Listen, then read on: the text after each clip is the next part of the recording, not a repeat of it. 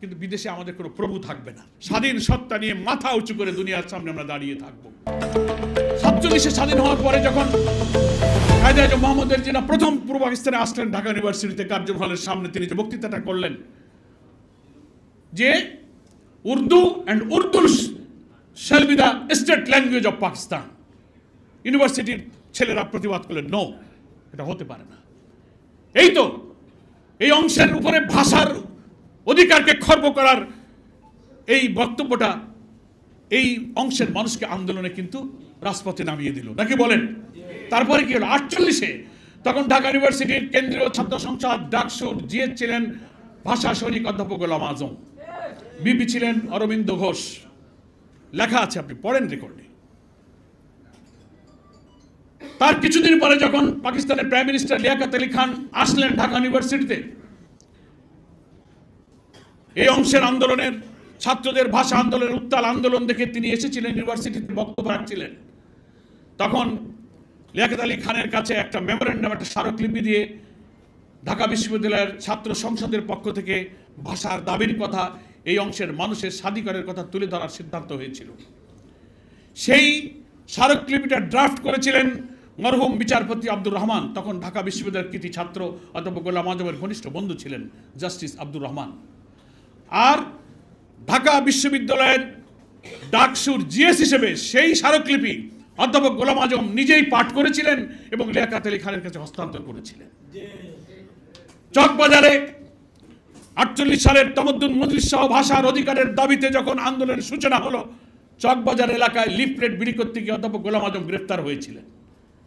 তো আজকের ইতিহাসগুলোতে ভাষা আন্দোলনের কত আর্টিকেল, কত বই, কত কি, এগুলো তো বলাই হয় না। আর ডাকসুর জিএস এর তালিকা থেকে গোলাম আজমের নামটাই মুছে ফেলা হয়। তো এখন বাংলাদেশের কোনো বুদ্ধিজীবী ভাষা সৈনিক অনেকে চলে গেছেন, এই কথাটা, এই সত্যটা কেন বলেন না? একজন বক্তা আজকে সেমিনারে সত্যই বলেছেন, তারা হচ্ছে এরাই যারা সত্যকে এড়িয়ে চলতে চায়, সত্যকে অস্বীকার করতে চায়, আর নিজেরা কোনো কাম না করে মুসলিম জাতিসত্তা ইসলামী আদর্শ ঐতিহ্যের ধারক বাহক যারা, তাদের যে কোনো কৃতিত্ব হাইজ্যাক করে এরা কমিউনিস্ট বামপন্থী নাস্তিকদের ঘাড়ে তারা নিয়ে যেতে চায়। এই অপরিণামদর্শী যাত্রা থেকে আমাদের সভ্যতা, আমাদের বাংলাদেশ, আমাদের প্রজন্মকে রক্ষা করা হচ্ছে। আমাদের এখনকার এই জুলাই অভ্যুত্থানের নতুন উত্তরাধিকার, এই মুগ্ধ সাহিত্যের যারা উত্তরাধিকার, সেই নতুন প্রজন্মের অপ্রতিরোধ্য বাংলাদেশের এখন এটা দায়িত্ব হয়ে পড়েছে এই সমস্ত রামবামদের হাত থেকে ইতিহাস বিকৃতিকে রক্ষা করতে হবে। উপমহাদেশের ঢাকা ছিল বাংলা সাহিত্য, ভাষা এবং সংস্কৃতির রাজধানী। যখন আমরা আলাদা হয়ে বাংলাদেশ হয়ে গেলাম, এক শ্রেণীর বুদ্ধিজীবীরা কলকাতা কেন্দ্রিক কবি সাহিত্যিকরা তখন কলকাতাকে বাংলা ভাষার রাজধানী এবং সাহিত্যের রাজনীতি, সঙ্গীতের রাজনীতি করে তারা সেটা প্রচার করতে লাগলো। এখানকার শিল্পী সাহিত্যিকরা কলকাতায় গিয়ে মনে হয় যেন মধুচন্দ্রিমায় গিয়েছেন। ওই যে তসলিমা নাসরিন বলেছে যে 47-এর সীমানাটা রাবার দিয়ে তুলি দিয়ে দুই বাংলাকে এক করে ফেলো। ওনারা অখণ্ড বাংলার স্বপ্ন দেখেন। আমাদের 55,126 বর্গমাইলের সীমানাটা ওনাদের পছন্দ হয় না।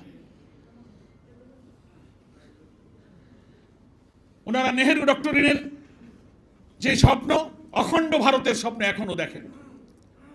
ভারতের নতুন লোকসভার যে ভবন করা হয়েছে, সেই ভবনে যে মানচিত্রে স্থাপন করা হয়েছে, সেখানে বাংলাদেশ, আসাম সহ সেই এক বিশাল অংশ নিয়ে এমন করে মানচিত্র রেখে দেওয়া হয়েছে।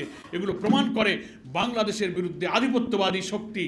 ভারতকে দেশ হিসেবে আমরা শত্রু মনে করি না, রাষ্ট্র হিসেবে আমরা শত্রু মনে করি না, ভারতের জনগণকে শত্রু মনে করি না, কিন্তু ভারতের এখন ক্ষমতাসীন যে শাসক বিজেপি, চরম সাম্প্রদায়িক কর্তৃত্ববাদী একটা প্রতিক্রিয়াশীল শক্তি হচ্ছে সেই বিজেপি।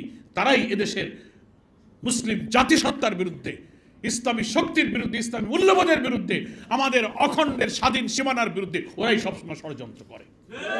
আর এই দেশে আধিপত্যবাদের কিছু দোসর আছে, ফ্যাসিস্টদের কিছু দালাল আছে, কিছু সেবাদাস আছে, ওখানকার খুদকুড়ো খায়, পেইড বুদ্ধিজীবী, পেইড এডিটর, কিছু মিডিয়া হাউস আছে, নানান দিক থেকে তাদের মান্না সালোয়া আসে আর ওখানকার গুণগান গায়।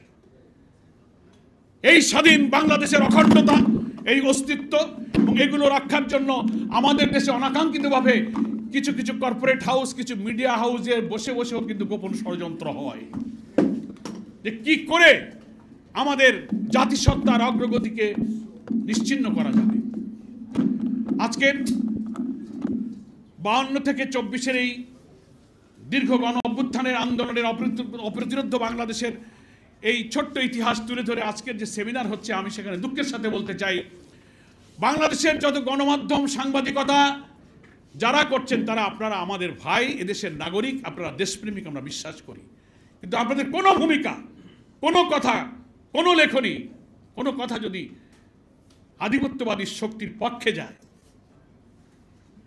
যারা আমাদের স্বাধীন সীমানাকে বরদাস্ত করে না, আমাদের পানি দিতে চায় না, আমাদের বর্ডার কিলিং করে, কানেক্টিভিটির নামে আমাদের রাস্তার উপর দিয়ে তারা তাদের দেশের বুকের উপর দিয়ে তারা অন্যায়ভাবে তাদের অসৎ উদ্দেশ্য চরিতার্থ করতে চায়, হাজার হাজার লক্ষ লক্ষ কোটি টাকার বাণিজ্য বৈষম্যের মধ্য দিয়ে তারা তাদের অর্থনীতি, রাজনীতি, ব্যবসা সব কিছু তাদের মর্জিতে আমাদের চলতে হবে। আর আপনাদের লেখনীতে যদি তাদের ইচ্ছা পূরণ হয়, বুঝতে হবে আপনারা কাদের সেবাদাস, কাদের দোসর। এই ব্যাপারে দেশপ্রেমিক হতে হবে গণমাধ্যমকে। বিদেশে বন্ধু থাকবে আমাদের, কিন্তু বিদেশে আমাদের কোনো প্রভু থাকবে না। বিদেশে আমাদের বন্ধু থাকবে, আমরা সকলের সাথে সুসম্পর্ক রাখবো, কিন্তু আমাদের প্রধানমন্ত্রী কে হবে, নির্বাচনে কে যাবে আর যাবে না তা যদি একটা দেশের পররাষ্ট্র সচিব এসে এখানে উকালতি করে, এরা কি বন্ধু?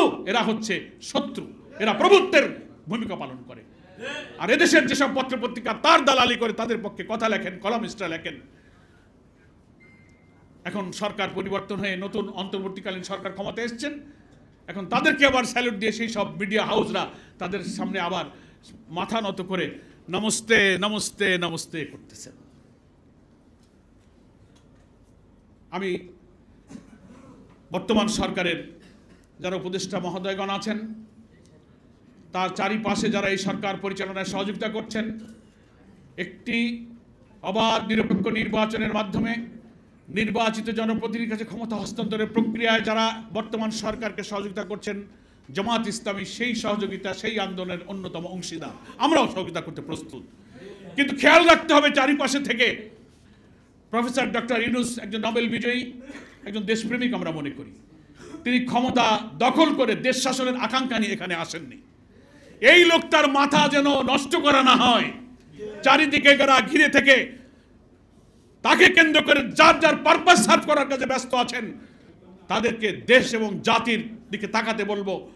18 কোটি মানুষের জুলাই অভ্যুত্থানের অপ্রতিরোধ্য বাংলাদেশের শক্তির দিকে তাকে লক্ষ্য করতে বলবো। খুব সাবধান থাকবেন।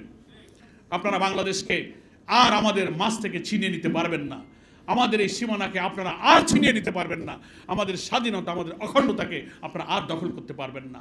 বারবার গণ অভ্যুত্থানে দেশের মানুষ যেমন জেগে উঠেছে, আমি মনে করি 24-এর গণ অভ্যুত্থানের পরে যে নতুন বাংলাদেশের স্বপ্ন আমরা দেখছি, যে বাংলাদেশে অভাব অনটন থাকবে না, দুঃখ থাকবে না, দারিদ্র্য থাকবে না, অন্নহীনের কান্না, বস্ত্রহীনের মর্ম ব্যথা, নিরাশ্রয়ের আকুতি, অর্থনৈতিক শোষণ, জুলুম, আদালতের আইন, আদালতের সুবিচার, প্রত্যেক মানুষের যে হক অধিকার, ছাত্রদের রাজপথ কাঁপানো যে স্লোগান উই ওয়ান্ট জাস্টিস, সেই সুবিচারের বাংলাদেশ, এটাই হচ্ছে আমাদের স্বপ্নের বাংলাদেশ। আগামী দিনের নতুন অবাধ নির্বাচনের মধ্য দিয়ে আমরা সেই বাংলাদেশ গড়তে চাই।